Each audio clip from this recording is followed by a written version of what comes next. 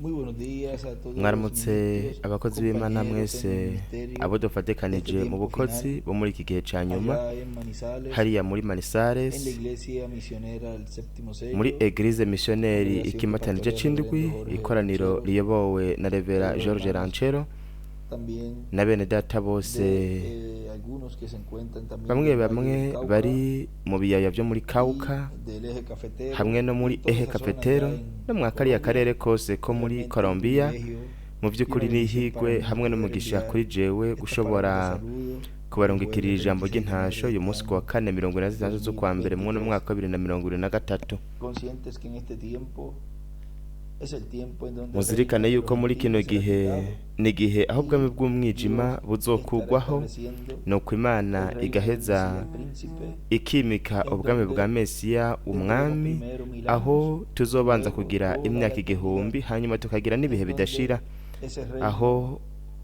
del Hijo de David, ubwo bwami de este bw'umwana tiempo wa final, Dawidi bwo mwa kino o gihe ca sea, nyuma, reino ni que ukuvuga le ngo prometió ubwami Dios Imana a toda su descendencia yasezeraniye uruvyaro y que rwayo en el rwose, arcángel kandi Gabriel mu fue marika mukuru pronunciado Gaburiyeli esa promesa a la Virgen María, agasezeranira iryo en sezerano donde Mariya, le dijo que ese hijo que aho nacería yamubwiye ko urya se mwana sentaría azovuka en el ko trono azokwicara de ku David, ntebe y'ubwami ya y Dawidi, esa promesa kandi iryo sezerano no se cumplió ntiryashikijwe en los días mu minsi de Jesús, ya Yesu, pero ariko era una promesa ryari sezerano que iba a ser dada ryari gutangwa en el fin del tiempo, ku iherezo o sea, ry'ibihe, ni iba a ukuvuga ser ngo cumplida ryari gushitswa en el fin del tiempo, ku iherezo ry'ibihe, y kandi era por la descendencia ryari iry'uruvyaro de Judá, rwa Yuda, en donde Dios le aho daría Imana niba Imana yari guha la promesa. isezerano.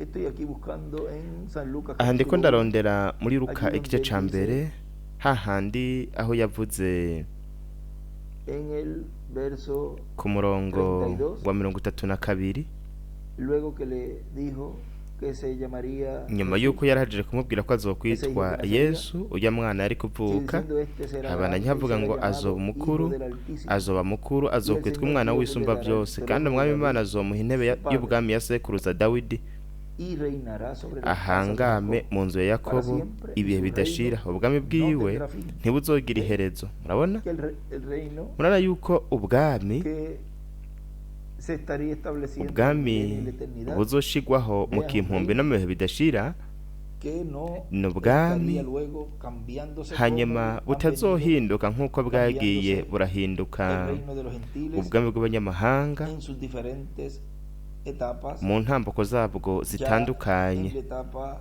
de los pies mu de hierro y de ntambuko barro cocido, y'ibirenge bivanze ahí ivyuma en la n'ibumba etapa hoho final rero, del iyo niyo reino ntambuko ya nyuma de los y'ubwami gentiles, y es bw'abanyamahanga, establecido nuevamente el kandi reino haca hongera de Dios. hagashigwaho Y ubwami digo bw'Imana. nuevamente Mvuze ngo porque buca al bwongera principio bugashigwaho del huerto del kuko Edén, hariyo ubwa antes mbere de mu Adán itongo rya Edeni, caer, imbere y'uko Adamu ese agwa, reino que estaba allí buriya bwami bwari buri en hariya el tiempo de Adán mu gihe ca Adamu, era el reino de Dios, bwari ubwami donde no había bw'Imana, pecado, aho atacaha cari donde gihari, él podía aho we tener yashobora control sobre la kugira naturaleza, o sea, tenía el ubugenzuzi ku control sobre la vyaremwe, ni naturaleza, ukuvuga ngo yari afise y kugenzura ivyaremwe, podía vivir kandi eternamente. yashobora kubaho ibihe Pero bidashira. luego de la caída, Ariko nyuma yo kugwa, todos esos derechos le ubwo fueron burenganzira quitados bwose porque yarabwatswe, no esperó kuko el tiempo atarindiriye de igihe prueba para ser co adoptado, o gupimwa sea, kugira no ngo pasó aragwe la mu prueba mwuzuro, ni ukuvuga ngo para su ntabwo yarenze adopción. ikigeragezo kugira ngo Pero ese aragwe mu reino mwuzuro. Ariko ubwo estará siendo bwami establecido en este ubwo planeta bwami Tierra buzogarurwa bushigwe ngaha ku en mubumbe medio de la w'isi, raza humana, hagati mu biremwa por abantu, medio de la descendencia biciye mu ruvyaro, de David, mu gukomoka muri porque fíjense, Dawidi, es por kuko medio mwiyumvire de la ntibiciye descendencia mu de gukomoka David muri Dawidi, que será establecido niwe ese reino azoshiraho ubwo bwami en este planeta Tierra, aha ku mubumbe porque w'isi, tiene que ser un kuko descendiente ategerezwa kuba de ukomoka David. muri Dawidi, Y kandi ahí aho por medio de esa descendencia biciye muri urwo rubyaro muri uwo muryango niwo Yesu yaturutsemo, no kuvuga ngo ugushitswa kukuza kwa mbere k'umwami, vino por ukuza kwa mbere k'umwami yaje biciye muri uwo muryango David, wa Dawidi. que si vemos viene de la tribu Turavye de Judá, neza aza biciye mu muryango wa Yuda, no kuvuga ngo de la tribu de la aza tribu del sur, biciye mu muryango wo mu que es manuko, esa descendencia de David, ari wo urimwo runo rubyaro rwa Dawidi, kandi mu kuza kwe kwa kabiri naho ategerezwa por kuza esa tribu también, aturutse muri uwo muryango por la nyene, descendencia de David, aturutse mu rubyaro rwa que Dawidi, sube y llega por allá a la tribu ariko de Judá. ruduga rugashika hariya mu muryango wa Yuda. Y por otro lado, las tribus Kandi del ku rundi norte, ruhande que son imiryango y'amajyaruguru ariyo irongowe na Efurayimu, esa tribu iyo miryango viene entonces nayo a estar en la mano del profeta nayo también. nyene iraza ikaba mu maboko y'umuvugishwa, no kuvuga ngo haza imiryango y'amajepfo n'imiryango y'amajyaruguru, arizo za nkoni zibiri hariya mu kuboko k'umuvugishwa muri Ezekiel 37, kugira ngo muri kino gihe ca nyuma zibe imwe mu maboko y'umuvugishwa, nuko bityo hakogwe igikorwa co kwisubiza ivyiwe nk'intare yo mu muryango wa Yuda. Todo eso Ivyo byose que ha sido hablado vyagiye en biravugwa los mensajes mu butumwa bwa Revera William Branham ndetse n'ubwa mwendata mukundwa inshuti William So Santiago, el cual dio más luz ari we yatanze de umuco todo lo que mwinshi significa w'ibintu byose esos palos wi- en la mano del w'icari profeta, co izo nkoni mu maboko y'umuvugishwa, de donde ndetse que estaría siendo ndetse manifestado n'ahazogaragarira el Hijo del Hombre en este umwana tiempo w'umuntu final, muri iki gihe ca con sus nyuma ángeles, azananye n'abamarayika biwe. y Kandi la tribu de Efraín, umuryango wa que Efurayimu es de donde nuestro hermano ari William wo vino, mwedata William yaturutsemo, él en we una ocasión le dijo a igihe kimwe yabwiye Osvaldo Natales, me estuvo Osvaldo contando acá, Natales mientras yariko estuvo aquí, arabimbwira ngaha igihe yari ngaha, que nuestro hermano William ko le mwedata dijo William yamubwiye cuando iba a ir a igihe donde un rabino, ahí en Brasil, bari kumwe n'umurabi hariya y le muri recalcó, le Brezil, dijo, "Mira, aca Osvaldo, dile aramubwira ati que yo soy de Osvaldo, la tribu babwire de yuko Efraín, ndi wo mu muryango wa Efurayimu, y kandi vean que la tribu de murabona Efraín yuko es del umuryango wa reino, Efurayimu ni wo mu bwami.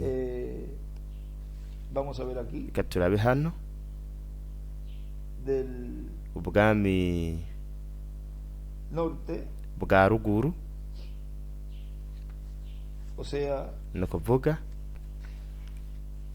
que ni la ukuvuga tribu ko umuryango de Efraín, wa Efurayimu que es el reino del norte, ari bwo bwami bwa ruguru, y la tribu de Judá, hamwe la tribu del n'umuryango sur, wa Yuda, la tribu de umuryango Judá wo con mu la de manuko, Benjamín, que umuryango son wa dos Yuda n'uwa tribus. Benyamini, ni imiryango ibiri.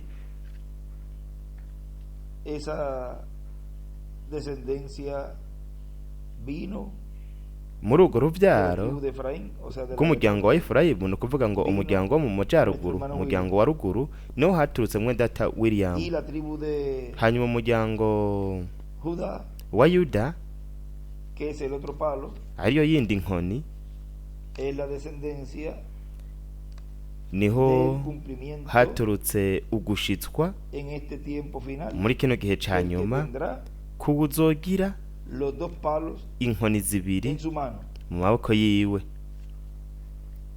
que es el cumplimiento ariko ari de ugushitswa la venida del Hijo del Hombre, kukuza con sus ángeles. k'umwana w'umuntu azananye Si n'abamarayika en biwe. el cumplimiento de la Niba primera mu venida gushitswa ko kuza kwa mbere estuvieron allí aho hari los hari ministerios de Moisés y ubukozi Elías bwa Mose na Eliya en ese tiempo de adopción, muri kino gihe cyo kuragwa mu mwuzuro, naho nyene en medio de la iglesia, butegerezwa kuba buri hagati mu ishengero, por esa línea de Judá, muri uwo murongo, biciye muri uwo murongo wa Yuda, alguien que hategerezwa tenga kugaragara umuntu esa línea afise de Judá uwo muryango y que tenga wa en su Yuda, mano nuko akaba afise mu en maboko este tiempo yiwe final muri kino gihe ca nyuma los dos palos juntos. inkoni zibiri zose ziri hamwe.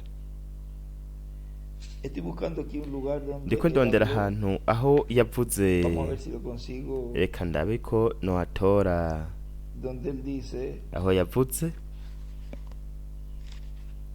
que él no puede hacer nada yuko we atakintu na kimwe sin ashobora el palo gukora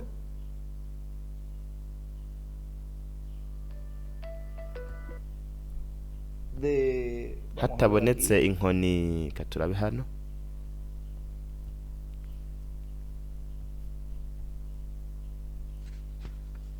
si lo encuentro aquí rapidito. kandabe ko nohatora Lo ngaha tengo n'ingoga marcado. nari nahategekanije. Uno no puede hacer, Umuntu ntashobora, un palo no puede hacer, inkoni imwe o sea, ntishobora una descendencia no kuvuga no ngo puede hacer umuryango nada sin umwe la otra. nta kintu na kimwe ushobora gukora hatabonetse Vamos a ver uwundi. aquí si lo consigo Katurabe rapidito. ngaha nambe no bitora n'ingoga. Aquí lo conseguí. Este es del, Ngibi nabitoye n'ubutumwa 2015, bwo muri 2015 del mensaje prepárate mu para butumwa los bwitwa ngo encuentros con Dios. witegure guhura n'Imana. Ngiye gusoma agace gato gusa ngaha. Vamos a hablarlo luego Ibi en algún tuzobivuga estudio más hanyuma mu completo nyigisho runaka tubivuge mu buryo Pero como salió bwuzuye, ariko kubera ko del reino del hajemwo Mesías y ibi todo by'ubwami eso. bwa Mesiya Vamos a n'ibi hablar un n'ibindi, toquecito solamente. reka duse n'ababikora ko Miren aquí lo gusa. que dice. Murabe ngaho ico yavuze. Sin el cetro Hatabonetse inkoni yo mu muryango wa Efurayimu que gobierna sobre 10 ariyo tribus, iganje imiryango El reino 10, del norte ubwami bwa ruguru no puede ser establecido ntabwo hashobora el reino gushigwaho ubwami de Judá. bwa Yuda. O sea, sin el cetro ni de la ukuvuga tribu de Efraín, hatabonetse de la tribu inkoni del y'umuryango wa norte, Efurayimu aribwo bwami bwa ruguru, no puede ser imiryango ya establecido ruguru, el reino de ntabwo Judá, hashobora el reino del gushigwaho Mesías. ubwami bwa Yuda, ubwami Por lo bwa tanto, Mesiya. el Ku reino bw'ibyo del Mesías ubwami bwa y el Mesiya Mesías na vendrá Mesiya con los dos palos, azoza afise izo los dos nkoni cetros, zibiri, izo ntahe zibiri, poniéndolos en un solo palo, ariko arazishira en un mu nkoni solo imwe, reino. mu bwami bumwe. Y eso será kandi en la visita y aho hazoba ari mu encuentro con kugendererwa nuestro hamwe no Dios guhura postrero, n'Imana lo ku cual munsi será wa nyuma, en la visita y ariho encuentro hazoba ari mu con el kugendererwa Mesías, hamwe no guhura na en Mesiya su venida mu kuza a su kwiwe monte santo, ku que musozi es wiwe su wera, iglesia, ariryo shengero llamado ryiwe, también el monte de ryitwa Sion. kandi Recuerden umusozi que wa el monte de Siyoni. la Mwibuke transfiguración yuko ku musozi wo guhindirirwako también estuvo allí naho nyene aho el hari palo de inkoni ya Yuda, estaba ese cetro, hari iyo ntahe, pero ariko no estaba ntabwo hari el palo de Efraín. inkoni ya Efurayimu. Por eso él no podía Nico establecer gituma el reino hatashobora gushigwaho en ese ubwami tiempo. muri kijya gihe. Ahora en el monte de Sion, Rero ku musozi es wa la Siyoni, iglesia del Señor ariryo Jesucristo shengero en el ry'umwami tiempo Yesu final. Kristo muri iki gihe ca nyuma, Ahí aho estará el palo de hazoba hari Efraín y el inkoni palo ya de Judá. Efurayimu hamwe n'inkoni ya Yuda. Y eso es algo Kandi ico ni ikintu muy grande, gikomeye cane, porque miren, sigue diciendo, kuko murabe habananye havuga ngo y hay en su templo, que es su cuerpo kandi místico de no mu ngoro creyentes, yiwe ariwo el mubiri cual es el w'ibanga w'abizera, templo humano de Dios, ariyo ariyo como ngoro cuerpo muntu y'Imana nk'umubiri w'ibanga de creyentes. w'abizera. El palo de Efraín Inkoni ya Efurayimu en el tiempo mu gihe en donde ese hijo aho uwo mwana iba a ser adoptado, estaba yari siendo kuragwa mu adoptado mwuzuro, allí. aho yari kararagwa mu mwuzuro hariya, Vean, murabe fue el tiempo en donde él cabaye igihe aho no estableció el reino. aho we atashizeho Cuando le ubwami, preguntaron restaurar igihe el bamubaza reino de bati Israel mbega en este uzogarura tiempo. ubwami bwa Isirayeli muri kino Y él gihe, allí les contestó, we "Él ngaho dijo, yarabishuye arababwira ati si mwebwe saber el mwahawe tiempo y las kumenya horas ibihe n'iminsi que su padre puso en su sola potestad, o sea que mi padre data yashize puso en mu su bubasha sola bwiwe. potestad". Ni ukuvuga ngo data yabishize mu bubasha bwiwe, O sea ni ukuvuga que ko no fue establecido ese reino allí ntabwo ubwo bwami bwashizweho hariya en ese tiempo, porque muri no kijya gihe, estaban kuko los dos palos hatari hari inkoni zibiri juntos, ziri hamwe, zitari ziri hamwe. y al no estar Kandi mu kuba no rero podía ser zidahari, establecido ntabwo hashobora ese reino gushigwaho del Mesías. ubwo bwami bwa Mesiya. Y también nos dice ndetse kandi turabwirwa mu butumwa Eliya ku musozi w'Imana bwavuzwe 16 z'ukwa 11 muri 2016 haravuga ngo Imana yo twemera muri kino gihe kubona umusozi w'Imana, tukamenya umusozi w'Imana wari we, tukabona Imana igaragariye ku musozi iraganiriza abantu, hanyuma tukayibona irahamagara yegeranya abatoreje mu bwoko bw'Aburayo ari 144 12 bya buri muryango, kuko hazoba kugarurwa k'ubwami bwa Dawidi, arico gituma inkoni zibiri, inkoni ya Yozefu mu kuboko kwa Efurayimu, ari we afise umugisha w'abana w'imfura, uwo Yakobo yatanze kwa wa musi yahezegera Efurayimu na Manase. No kuvuga murabona ko ntabwo hashobora buno bwami bwa Mesiya ntabwo bushobora kugarurwa hatariho inkoni ya Efurayimu, kuko aho niho hari umugisha w'abana b'imfura. Cyo gituma hamwe twasoma havuga ngo hatabonetse intayo mu muryango wa Efurayimu ariyo iganje imiryango 10, ubwami bwa ruguru ntabwo hashobora gushigwaho ubwami bwa Yuda, ubwami bwa Mesiya. No kuvuga ngo ubwami bwa Mesiya ni ubwami buzoshigwaho biciye mu muryango wa Yuda, ariko ntibushobora gushigwaho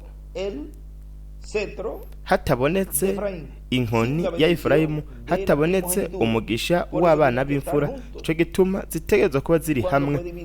Igihe ubwo bwami bwacikamwo kubiri mu minsi ya Salomo mu bana biwe, murabaho ubwo bwami bwacitsemwo kubiri, nuko bucikamwo kubiri, ariko ubonaho muri kino gihe ca nyuma burongera bukaba hamwe, bugafatana ubwo bwami mu maboko y'umuvugishwa. Habananye havuga ngo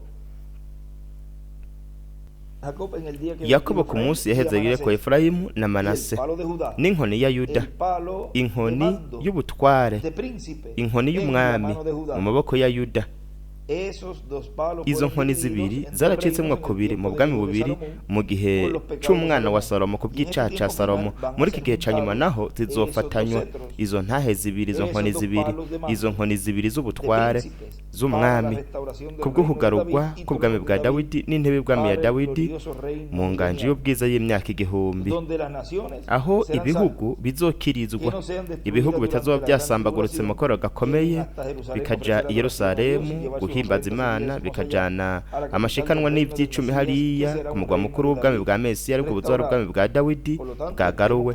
Nuko rero twitegure, kuko turi mu gihe ca nyuma aho bino bintu bitegerezwa kuba. Kandi ico dukwiye kumenya ni Imana iri ku musozi wayo wera mu ishengero ry'umwami Yesu Kristo, kandi aho niho tuzobonera Eliya mu kugaragara kwe kwa gatanu k'ubukozi, canke ubukozi bwa Eliya mu ncuro ya gatanu, n'ubukozi bwa Mose mu ncuro ya kabiri, hamwe n'ubukozi bwa Yesu mu ncuro ya kabiri canke mu ncuro ya gatatu. Byose ni ku musozi w'Imana, byose ni ku musozi w'Imana, ariryo shengero ry'umwami Yesu Kristo. No mu butumwa intebe hamwe n'ubwami bw'umwana wa Dawidi bwavuzwe 18 z'ukwa 12 muri 2016 muri Buenos Aires, Argentine, yaravuze ngo mu gihe ca nyuma ubwami bw'Imana buzogarurwa ku isi, imiryango yose izoja hamwe, imiryango yazimiye canke yitwa imiryango yazimiye, ariko Imana nta kintu na kimwe kiyizimira, yose iregeranywa muri iki gihe ca nyuma, imiryango 10 yazimiye, kandi ubwami bwa Dawidi buzoja hamwe, inkoni zibiri canke intahe zibiri z'abatware, abatware b'ubwami bwa ruguru hamwe n'abatware b'ubwami bwo mu bumanuko.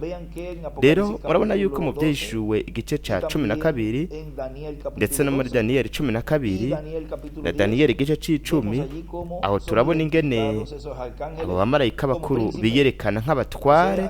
Ni kuvuga ngo umutwara akomeye cyane ahagarariye ubwoko bwanyu, niko Gaburiyeli yavuze ashaka kuvuga umumarayika mukuru Mikaheli. Ni kuvuga yuko umumarayika mukuru Mikaheli hamwe n'umumarayika mukuru Gaburiyeli bazoba bahari muri iki gihe ca nyuma, bari mu maboko y'umuvugishwa.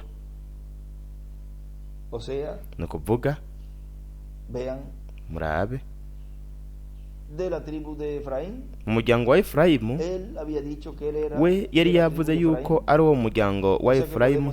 Ni kuvuga yuko aho dushobora kubona Gaburiyeli ngaho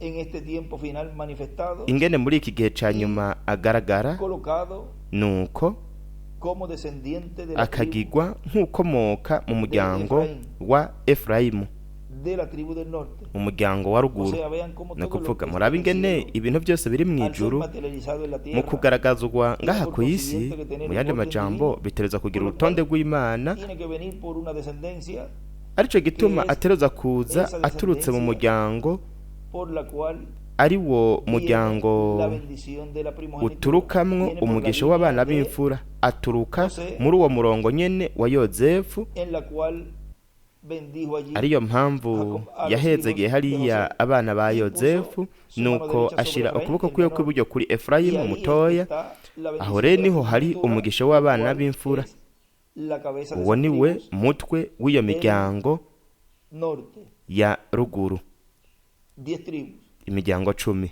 Y Gabriel, Gaburiyeli nawe umumarayika mukuru Gaburiyeli vino por esa yaje descendencia. aturutse muri uwo muryango Por eso nyene. es que no puede Nico gituma el reino del Mesías ubwami bwa príncipe Mesi por la tribu de y'umwami Judá aribwo buturuka establecer mu su muryango wa reino sin Yuda la bendición de la ntashobora primogenitura. gushiraho ubwami Y la bwiwe bendición hatari de la umugisha w'abana primogenitura, b'imfura, kandi umugisha recuerden, w'abana b'imfura está mwibuke contenida en el yuko título de uri propiedad. mu gitabo gihesha Por lo tanto, uburenganzira. el título de Nico gituma propiedad, igitabo hacer gihesha la uburenganzira bendición de la primogenitura, estar contenida en el mu título de kuba propiedad, umugisha w'abana b'imfura uri mu el gitabo título de gihesha propiedad, uburenganzira, al ser venido por igitabo gihesha uburenganzira mu la kuza línea de biciye mu Efraín. muryango wa Vean Efurayimu. cómo él Murabe ingene nos we habló todo este tiempo de esa yatubwiye bendición de la ico gihe cose primogenitura ku mugisha w'abana y nos b'imfura, la dio a conocer, kandi y nos bendijo yarawutubwiye con la bendición aranaduhezagira de la primogenitura. akoresheje umugisha Y él w'abana bendijo, b'imfura. yo los Yaravuze aravuga bendije y ati serán benditos. ndabahezagiye kandi muzohezagirwa, Él tenía, kuko wewe estando en este planeta Tierra, su akiri cuerpo ngaha de ku mubumbe carne, w'isi la umubiri bendición de la w'inyama, primogenitura yari que afise tenía umugisha que w'abana ser b'imfura, hablada a ari toda wo la iglesia wategerezwa del Señor. kuvugwa ukavuga ku ishengero Pero ryose ry'umwami, ariko faltaba algo, hari hakibura porque los ikintu, reinos al estar kuko ubwami divididos, bubiri mu gucikamwo kubiri no se puede establecer el ntabwo reino del hashobora Mesías, gushirwaho ubwami bwa Mesiya, y en este tiempo se kandi han muri kino consolidado gihe los dos.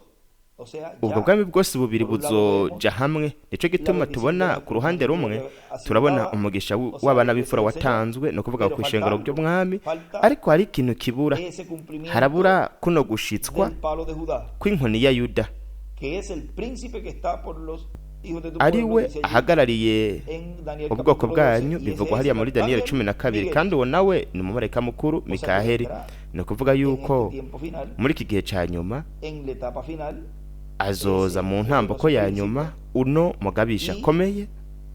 por eso Kandi nico gituma hay un hariho detalle amakuru muy importante akomeye donde cyane, aho él siempre me decía, dile a buri él, gihe yambwira ngo babwire yuko ukomoka mu muryango wa Yuda. y ya ustedes pueden ver Kandi mwe murashobora kubona cómo en una forma ingene tan sencilla mu buryo buciye bugufi Dios está Imana cumpliendo algo tan ingene iriko grande irashitsa en el ikintu programa gikomeye divino cyane mu de mugambi la raza w'Imana humana, hagati mu biremwa abantu, kandi aho con esa descendencia muri urwo por rubyaro medio de la tribu biciye de mu muryango Judá, wa Yuda, y en la mano de ese profeta, hamwe y no mu maboko y'uwo entonces muvugishwa a haca consolidarse los reinos, haheza el reino del norte y el reino del sur, hagafatanwa ubwo bwami, ubwami bwa ruguru n'ubwami bw'epfo, nuko del bugaca profeta. buba bumwe mu maboko y'umuvugishwa. Y ahí es donde Aho rero niho es que es establecido el niho reino. haheza hagashigwaho ubwami Cuando bwa le Mesiya. preguntaron, Igihe bamubaza "¿Restaurarás el reino ati de uzogarura Israel ubwami en bwa este Isirayeli muri kino gihe, Él dijo, no, we toca yababwiye vosotros. ati mwebwe Pero ahora, ntimwabihawe kubimenenya, cuando se le pregunta ariko ubu igihe a habajijwe esa descendencia hakabazwa de Judá, uwo al akomoka muri descendiente de Yuda, Judá, uwo akomoka muri Yuda, restaurarás ati uzogarura el reino del Mesías ubwami en bwa este Mesiya tiempo. muri kino gihe. Pues ahora la contestación Ubu para hoho todos los escogidos de Dios inyishu en este kubaterijwe tiempo n'Imana final es, bose bo muri iki gihe sí, ca Señor. nyuma ni egome sí cane, será restaurado el ego reino del buzogarurwa Mesías en ubwami este bwa tiempo. Mesiya muri kino Y gihe, sí, kandi toca a vosotros conocer mwebwe estos mwarahawe grandes kumenya iryo banga rikomeye misterios cyane, iryo tiene reservados Imana ahora yari han yarabitse, estado siendo abiertos ubu para ryarahishuwe que conozcan kugira ngo el murimenye, misterio de la mumenye restauración ibanga del ryo reino kugarurwa del k'ubwami bwa Mesías, Mesiya umwami, del reino de Israel, ubwami del bwa trono de Isirayeli, Israel, intebe y'ubwami ya en Isirayeli, la tierra de Israel, en mu donde se gihugu ca gobernará Isirayeli, el mundo aho entero. azoganziriza isi yose. Kandi nibyo mwebwe mwarabihawe, mwarahawe kumenya ano mabanga, mwebwe abatorejwe n'Imana, batorejwe n'Imana bo mu mubiri w'ibanga wa Kristo bo mu gihe cy'ibiruko bizifurukamo n'ikiringo c'ubwami, mwebwe mwarahawe kumenya amabanga y'ubwami bwo mu ijuru, kandi mwarahawe kumenya n'igihe ico imana iriko irakoreramwo kubwo gushitswa kugushirwaho k'ubwami bwa Mesiya muri kino gihe ca nyuma. Mwebwe mwarahawe kubimenya kandi mwarahawe gutahura iryo banga rikomeye cane ariryo ryagiye rirahishurwa muri kino gihe ca nyuma. Nuko intahe ya Efurayimu hamwe n'intahe ya Yuda zizoheza zibimwe mu maboko y'umuvugishwa. Abandanya kuvuga ngo inkoni zibiri canke intahe zibiri z'ubutware ndi mu butumwa bwitwa ngo intebe hamwe n'ubwami bw'umwana wa Dawidi. Inkoni zibiri canke intahe zibiri z'ubutware, intahe z'abaganwa. Mbega abo baganwa b'ububasha kandi bakomakubiye mu ijuru n'abahe? Ni umumarayika mukuru Gaburiyeli hamwe na Mikaheli, umugabisha w'ingabo w'ubwami bwa ruguru hamwe n'umugabisha w'ingabo w'ubwami bwo mu manuko. Umuryango wa Yuda hamwe n'intahe ya Efurayimu zizokwegeranirizwa mu maboko y'umuvugishwa, umwana w'umuntu mu gihe ca nyuma. Kandi aho azoba imbere y'Imana mu kuboko kw'Imana biciye mu kugaragara k'umwana w'umuntu, kuko nk'umwana w'umuntu no kugaragara kw'Imana mu muvugishwa mu gihe ca nyuma. Imbere yo kwicara ku ntebe y'ubwami ya Dawidi, igihe azokwicara ku ntebe y'ubwami ya Dawidi azoba ari nk'umwana wa Dawidi mu nganje y'imyaka 1000 kugira ngo itangure ifise umugwa mukuru Yerusalemu, umugwa mukuru kiriya kibanza cose ca Isirayeli nk'intara nkuru y'ubwo bwami. N'ubwami bwa Yuda bwasezeraniwe Dawidi kandi biciye mu bavugishwa n'Imana bose byarasezeranije ubwoko bw'Aheburayo. Ubu bwami buzokura isi yose, buzoganza, hazokuyunga mw'amoko menshi muri ubwo bwami kandi buzoganzirizwa i Yerusalemu nk'umugwa mukuru w'ubwami bw'umwana wa Dawidi. Rero murabe isezerano rikomeye cyane ubwoko bw'Aheburayo bufise, aho Imana izoshiraho ubwami bwayo mu gihugu ca Isirayeli, kandi aho izohaganziriza umubumbe w'isi wose. Mu Vyejuru igice ca 4 murongo umugabane wa 3 wo mu Vyejuru igice ca 4 turabwirwa na Revera Ura Branham ku rupapuro rwa 34 aratubwira ngo rero mu gice cy'Iburasirazuba, igice cy'Iburasirazuba ngaha nyene reka ndabyandike kugira ngo menye neza yuko mwabitahuye. Iburasirazuba, igice cy'Iburasirazuba cari buri gihe Yuda. Yandika ngo Iburasirazuba bingana Yuda. Mu buseruko iryo ni ryo rembo Yuda, kandi hamwe na Yuda yari umutwe w'imiryango itatu hamwe n'ibendera, imiryango itatu hamwe n'ibendera, ibendera rya Yuda. Mwebwe mwibuke ni bangahe babonye ireresi yitwa ibyagezwe 10 bya Cecile B canke Mayere? Nivyo mubisome no ngaha nyene mu byanditswe niho bivugwa neza. Uwo yari Yuda mu gice cy'Iburasirazuba. Mu gice cy'Iburengerazuba ngaha hepfo rero ni mu byandike, murashobora kubisoma mu kuvayo n'ahandi hantu. Mu gihe bariko baravayo yari Efurayimu, kandi we yari afise imiryango itatu mw'ibendera ryiwe. Nivyo Efurayimu, murabe acandika ngo Iburengerazuba Efurayimu. No kuvuga yuko ari Burengerazuba niho umuryango wa Efurayimu ari bwo bwami bwa ruguru, hamwe n'umuryango wa Yuda n'ubwami bwo mu manuko niho buzofatanira. Butegerezwa kuba buri hamwe kugira ngo ubwo bwami bwiyunge, nuko izo nkoni zibiri nazo zibe ziri mu maboko y'umuvugishwa. No kuvuga ubwo bwami bubiri murabe ingene bufatana bumwe n'ubundi. Rero mwumva ico yatubwiye ku rupapuro rw'53 mu gitabo c'imatanijwe. Mu Gisipanyolo yaravuze ngo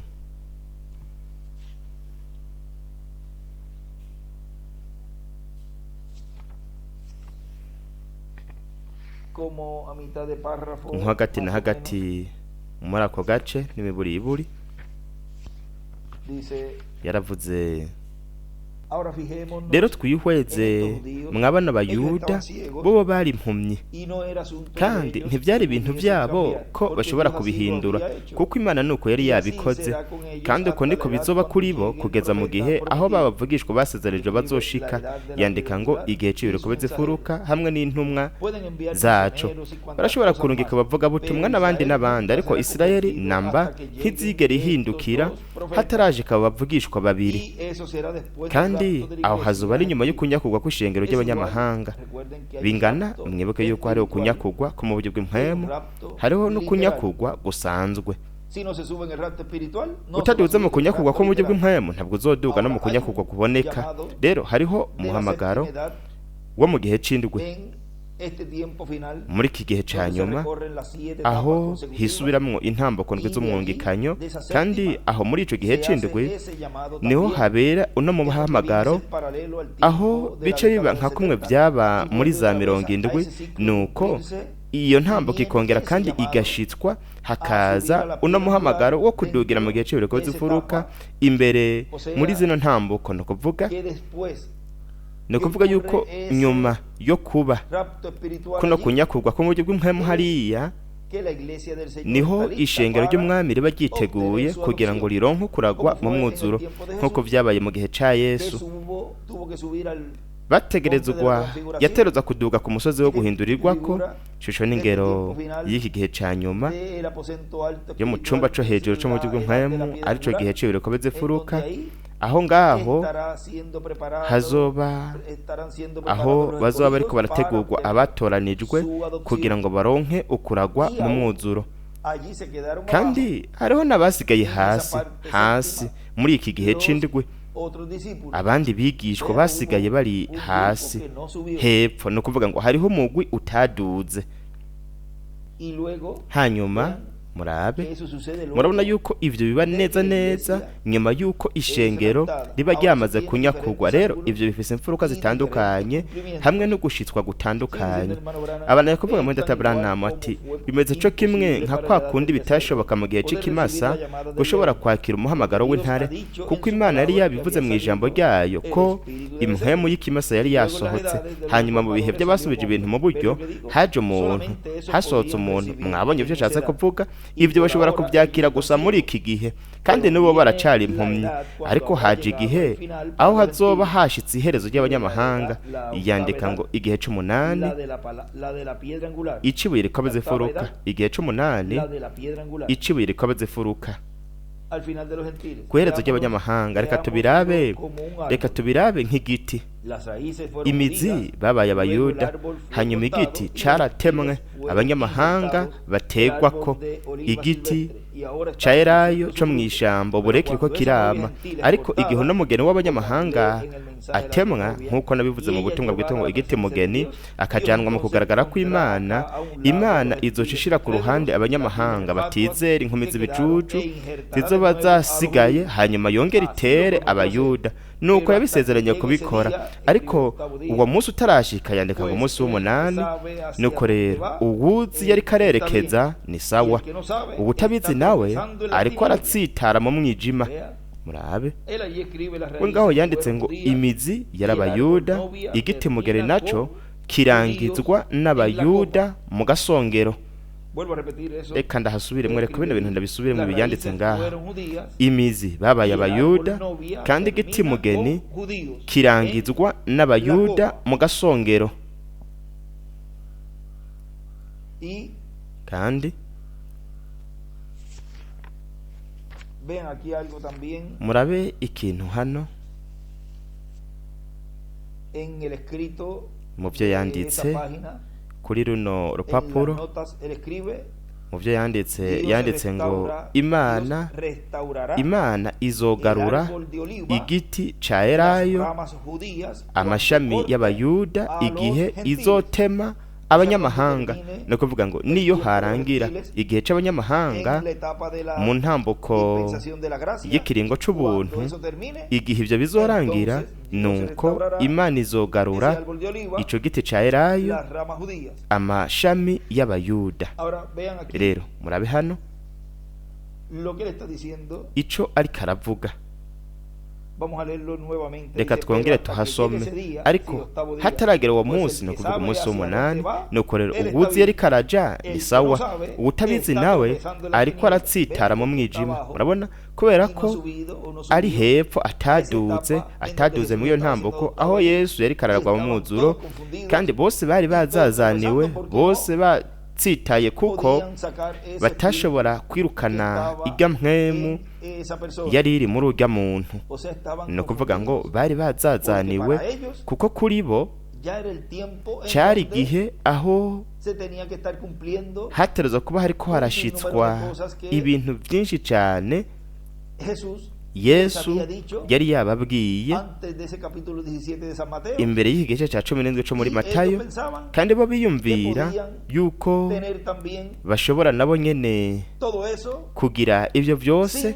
subir bataduze a la cúspide mu para ser gasongero adoptado. kugira ngo baragwe mu mwuzuro Y eso es kandi un ministerio adoptado ubwo el que n'ubukozi hace bwarazwe esa mu labor. mwuzuro nibwo bukora Por icyo eso cuando gikorwa Jesús bajó, cyo gituma igihe se yesu iba, yamanuka Él sacó ese wewe espíritu yaciye yirukana iyo y mpwemu vean kandi murabe cómo ellos ingene no bo pudieron hacerlo. batashoboye No kubikora habían llegado a la etapa de ntibari la bashitse mu adopción. ntambuko Pensaron que yo lo kuragwa tenían, mu mwuzuro bibaza ngo barabifise no pudieron ariko quitar ese espíritu, ntibashoboye sacar ese kwirukana iyo espíritu mpwemu gusenda diabólico de iyo esa mpwemu y'umugwanizi ngo Como bayikure muri uwo sucedió muntu nk'uko en el día de byabaye Pentecostés. ku munsi wa pantekoti pensaron que lo tenían. biyumvira ngo bari bafise Como mpwemu dice el yera hermano nk'uko Branham, Branham ¿saben? yavuze muri bumwe Ya mu lo tenemos, butumwa vamos a ati salir. turamufise reka dusohoke Y lo que hicieron fue que icyo regresaron bakoze otra vez para ahubwo atrás barasubiye para inyuma la séptima edad. mu gihe c'indwi Todo eso representado ibyo en lo que byose ellos hicieron bishushanywa mu byo bo bakoze hariya allí. Ahora vean que se rero requiere murabona estar en yuko edad de bikenewe kuba mu gihe edad de cy'uriko adopción z'imfuruka mu gihe cyo kuragwa para mu mwuzuro obtener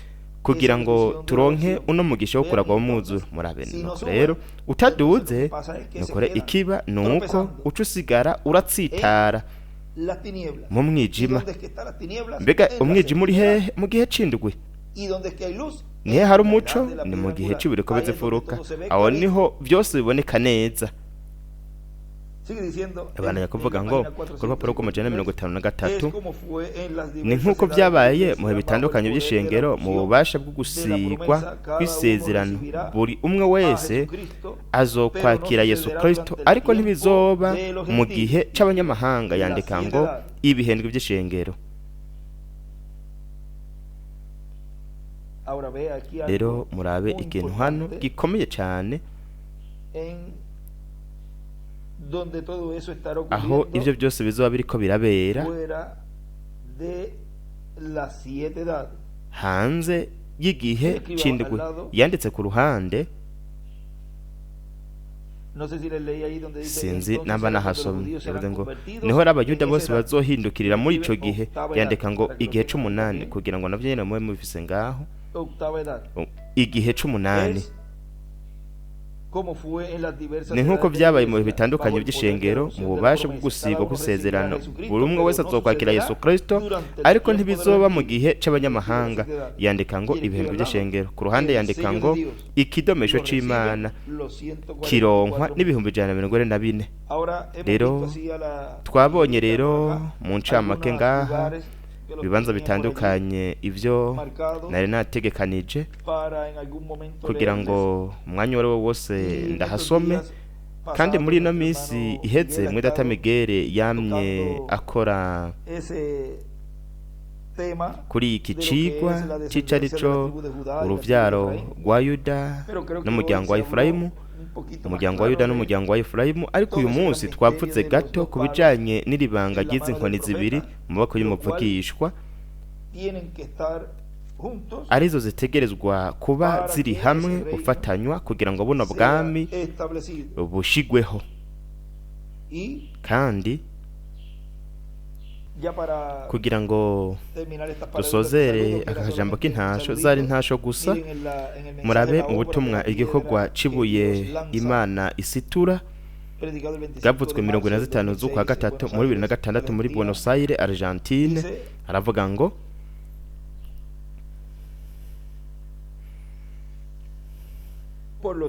kubw'ivyo rero reka turabe gato hano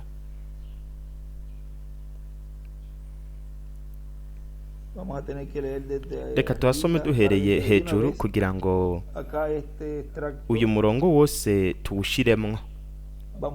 Katurabe aho twawuhera.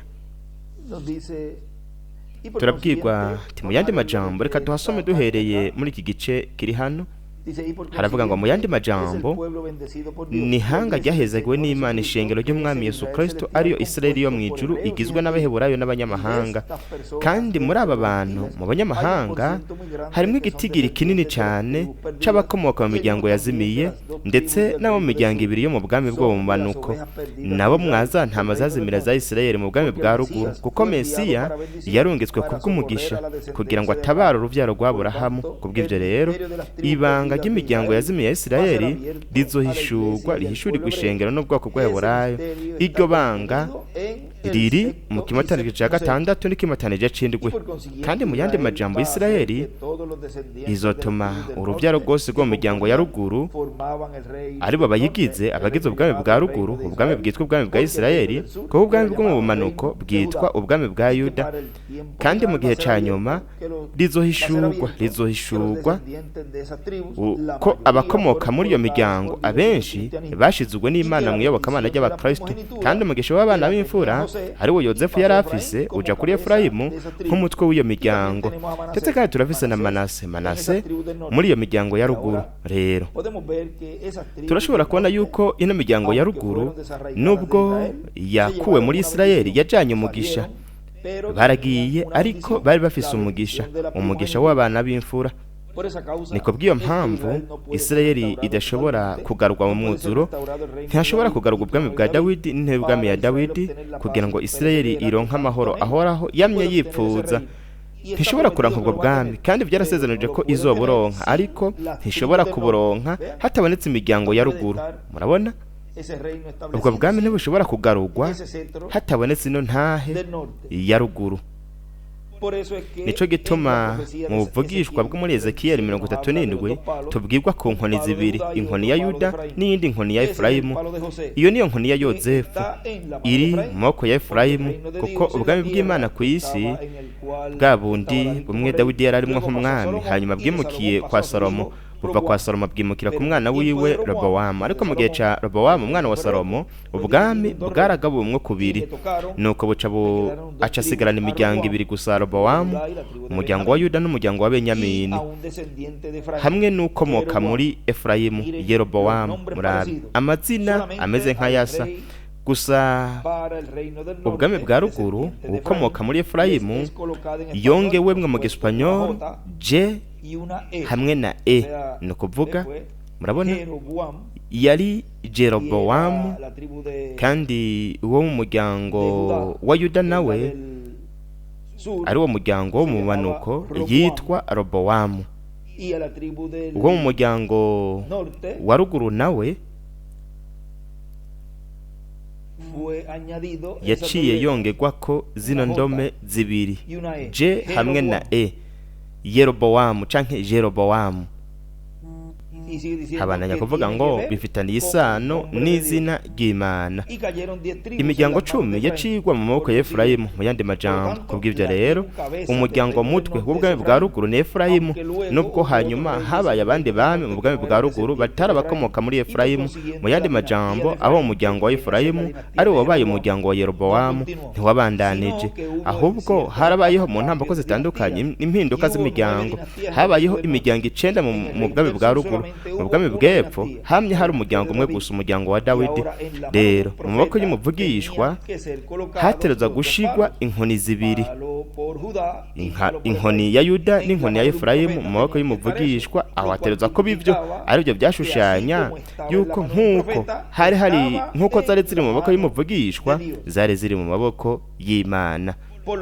Kubw'ivyo rero mu gihe ca nyuma hazoboneka inkoni ya Yuda n'inkoni ya Efurayimu mu maboko y'umuvugishwa, mu maboko y'umuvugishwa wa nyuma, uwo Imana izorungika. icyo gituma kristo yavuze ngo unesha nzomuha kwicarana nanjye ku ntebe yanjye y'ubwami nk'uko nanjye nanesheje nkicarana na data ku ntebe yiwe y'ubwami. iryo ni rimwe mu mabanga yo kugarurwa k'ubwami bw'imana, aribwo bwami bwa dawidi ku bwoko bw'Eheburayo. Mu yandi majambo, ubwoko bw'Eheburayo bugarurwe mu mwuzuro wose canke mu mwuzuro, kugira ngo bongere bagire igihe cy'izahabu nk'uko bagize igihe cy'izahabu mu gihe cya dawidi hamwe no mu gihe c'umwami Salomo. Kandi dusome hariya kugira ngo dusozere, dusome mu gitabo c'ivyakozwe n'intumwa mu gice, katurabe hano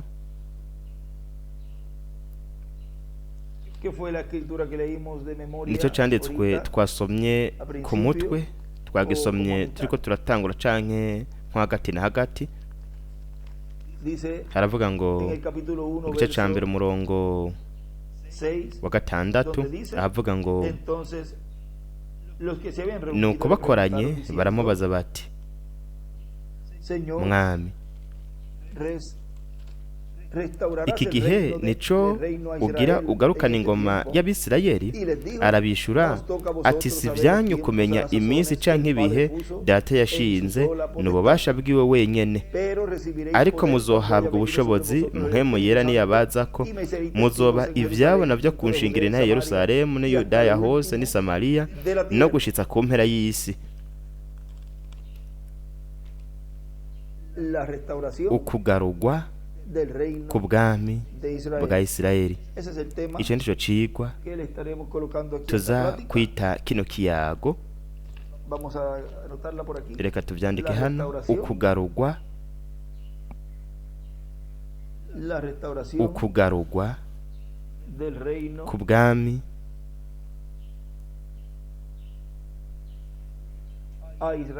bwa Isirayeli,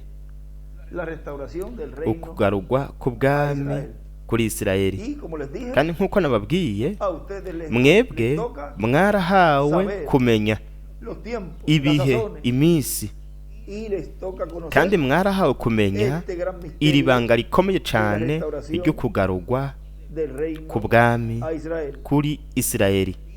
Kandi turashobora kubananya tuvuga, kandi muzoronka ububasha, muzoronka kuragwa b'umwuzuro igihe hazoba habaje hamwe nanje iri sezerano ry'umwuzuro w'Imana, kandi tuzobivyabona, nibyo tuzobivyabona ku mubumbe w'isi wose.